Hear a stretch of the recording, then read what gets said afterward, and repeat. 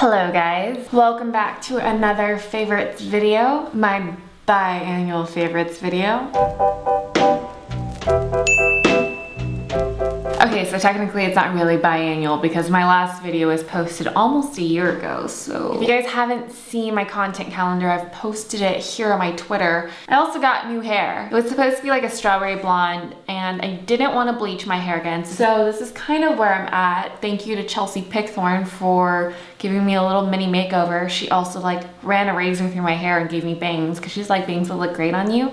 And I was like, you do the coolest hair, so whatever you say, I will totally do. Okay, let's just go into my favorites. So I feel like if you follow me on like Snapchat and Twitter, a lot of these actually won't be much of a surprise to you. First thing I really thought of was the Real. It is also one of the hardest things to say for me. I almost want to say the Real. I've always been the type that like loved browsing through eBay. And before that, I love browsing through thrift stores. I take my love of finding precious items online through the Real. It's all designer luxury consignment. I tell a lot of my friends about the Real and they're always very intimidated by this site because it is a lot of stuff. My kind of method to the madness, well, one, I kind of know what designers I really like. So I'm always looking at like Balenciaga tops, I'm looking at the Row, I want Celine sunglasses, I want Prada sunglasses. So a lot of these things are like ultra keywords for me as I'm going through the site. And then what I do is I just sit there and I favorite everything I like. But it's also kind of cool to kind of see a curation of everything you like and you kind of have a really strong idea of what your dream closet looks like. Also, they have these amazing sales at the end of the month. All the newest things are up on top and all the older things are on the bottom. So towards the end of the month, you kind of like scroll down the bottom of your favorites and you're like, holy crap, everything's on sale. I was watching this Prada handbag for a while. It finally went 30% off. So I was like, why not? Bit the bullet on it, super stoked on it. These sunglasses too from Tom Ford and also Prada. I've been needing some good summer sunglasses, especially with my new haircut. I have like no idea how to style myself. I feel completely like a new person. Half the times I bought something on the Real. Half the times I bought something on the Real, it's been either brand new and like never worn or like worn in love. Either of those I really don't mind because I love the worn in love items too. It just means that they've had like a great life and now they're resurrecting into a new life. There's some good things to be said about consignment. Okay, so my next favorite is Tastemade. I love the personalities on Tastemade too. That's where I found Laura Miller and I initially started really getting into Tastemade through Snapchat. Starting to watch Tastemade inspired me to start cooking more. It's definitely opened my eyes to like technique and ingredients to use. My favorite human on here before Laura Miller, because she's not on Tastemade anymore, but she has her own channel and it's really great, so watch her there. Frank Salenza. Oh my god. My favorite thing about watching his videos is that in the comments people are always like, I can't tell if I like him or not, and he's so weirdly passionate. I find that so endearing and charming. When I want to indulge and make myself great homemade pasta, I look to Frank. Another person I really like is Erwan. I like what he makes and they're always really flavorful and he's fast and he looks really efficient and I like efficient humans. Honestly, they're all kind of my favorite in their own ways. They're like this weird offbeat family that you just love watching. My third favorite is activated charcoal. You can buy activated charcoal in like little capsules, but I prefer like a big bag of it because I feel like taking the capsules out every single time is kind of just a waste and you get like the tiniest amount. So activated charcoal is charcoal that's been like processed in a way that it absorbs all the chemical and toxins in your body. I know they use activated charcoal in emergency rooms sometimes when your body needs to be flushed of like a drug overdose or like alcohol poisoning. My favorite way of consuming it is with lemonade and it's so easy to make on your own. I just buy lemonade and I dilute that with a little bit of water and I scoop some charcoal and I just put it in, stir it in. Use a plastic spoon because if you use a metal spoon, it can grab the toxins and all like the bad stuff out of the spoon. It's an extremely porous material and it's also quite messy too. So know that there's no chic way of going about activated charcoal. It's kind of just a mess. Another favorite way I like to use activated charcoal is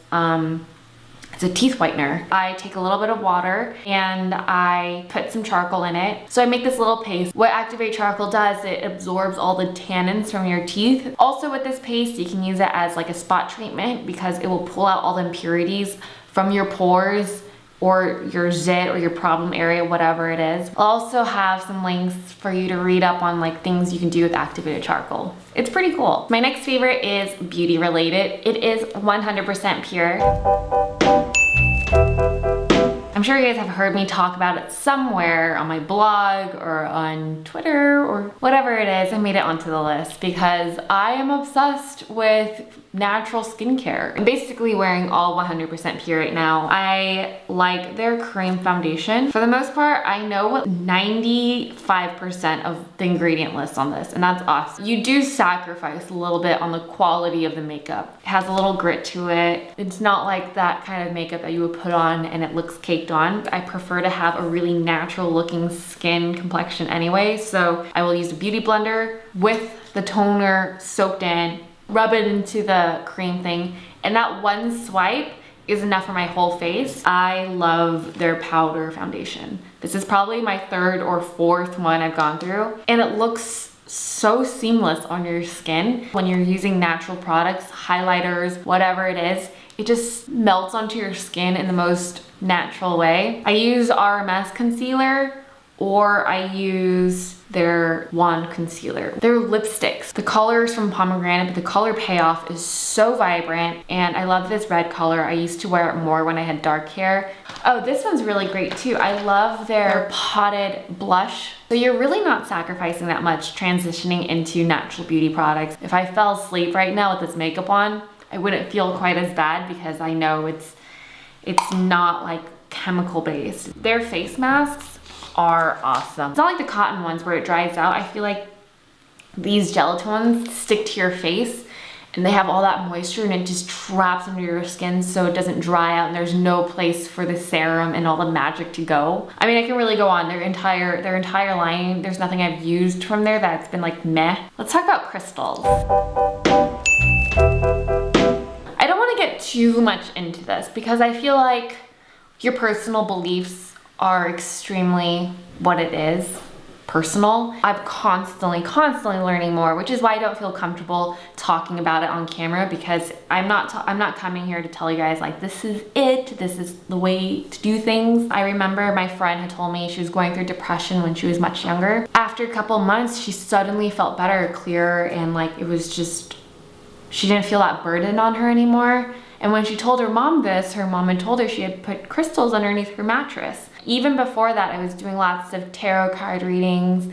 And from tarot card readings, I learned what my aura was, what color it is. There's been times where I've like been dealing with so much fogginess. All this stuff that I've learned and picked up along the way, a lot of it has really taught me like the power of manifesting, which I so strongly believe in. And that has to do with like the law of attraction, right? Like whatever you're exerting, that energy that you put out into the world is the exact same energy that you'll get back. All this stuff is pretty common sense, you know? It's like, yeah, you work hard, you get stuff. Ultimately, that's what all of this is. It's, yes, they're crystals, they do awesome things, and they're little artifacts in your life that kind of help you through this. Whether it's a placebo or if it actually works, who really knows? But I found a healing process through it. So there's these two stores in LA I would check out. One is House of Intuition, and another one is Spellbound Sky. The House of Intuition is amazing because they have so many little classes that you can take, whether you're taking a sound bath,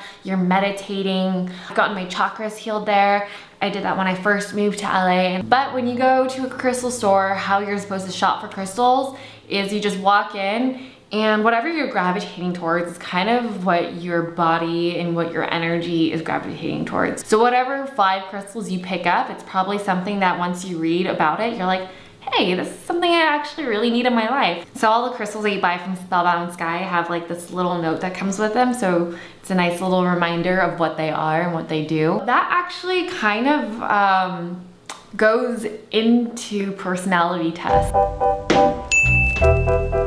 It's something I've been super into for a while. And while a lot of this information shouldn't be new to you, the way it's spelled out in a different perspective that's so unbiased is a really cool way of learning yourself and then learning the people around you. I'm an ENFP. This is a Myers-Briggs test. I made Weston take it. He's an INFP. So we're basically introverted, extroverted versions of each other. And it's funny because in my 50 facts about me, I mentioned that I thought I was an introvert, but actually I'm an extrovert. For the most part, if I meet somebody, I can almost guess what their test results are. Another one I got into was the Enneagram test. It's a personality test, not so much in like how you operate, but it's a little bit more of like how you're feeling, what makes them happy, what stresses them out. It's a little bit more like internal. I'm a 7 wing 8 on the Enneagram test. So you guys can definitely read up about me.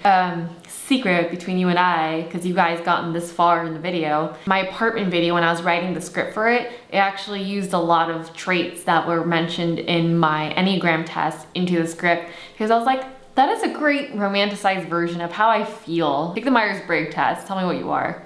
I bet you there's probably a lot of INFPs that watch my channel. NF, you guys might be Ts. You're definitely, most of you guys are probably Ns. We'll see how well I actually know this because I could totally be bullshitting you guys. All right, so my next one is brief. It is my new favorite scents.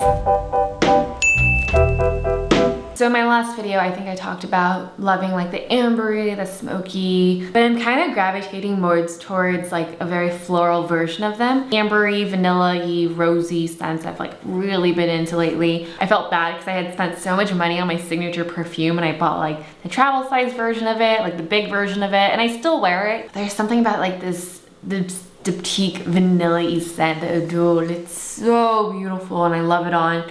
I don't get quite as many compliments on it as I do the other one. My Santal Carmen, I get so many compliments on it. Every time I go out, I'm always like getting chased down the street by like, what are you wearing? I just got this from Koki Koki, my trip in Tulum. And I almost bought the tobacco one, but I went for the Rosa Fresca instead. It is an oil and I love it because it smells so good layered under my other perfumes. I just like kind of put it on after the shower. Before I do that, I've really gotten into dry brushing.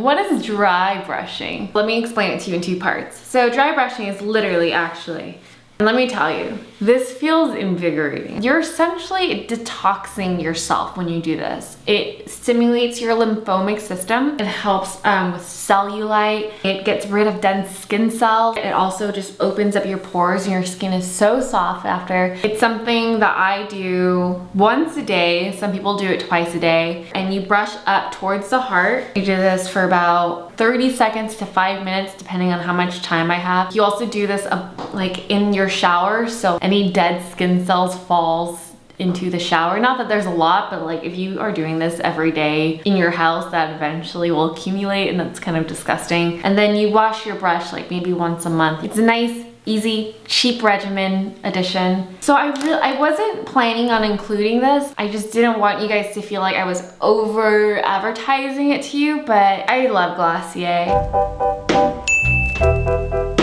I love their products. I'm so glad they do makeup now. They're not paying me to do this video. I use their Boy Brow every day. I use the highlighter. It's my new favorite thing. I love it because it's a little bit more pigmented and shimmery than the RMS. And it's also just way cheaper than the RMS. But I still love Living Luminizer by RMS. And I love their lipsticks. I wear like almost every day. I think it matches the color of my lips. I would feel weird if I didn't include Glossier in my favorites video, only because I've talked about them for so long. I do actually use their products all the time, and it's not because they're sponsoring some of my content. It's because I actually really love it. I'm gonna include Glossier too. Yes, I have a promo code. You can use it if you want, $5 off. Again, this is not sponsored by Glossier. Last but not least, and I finally got a FujiFilm.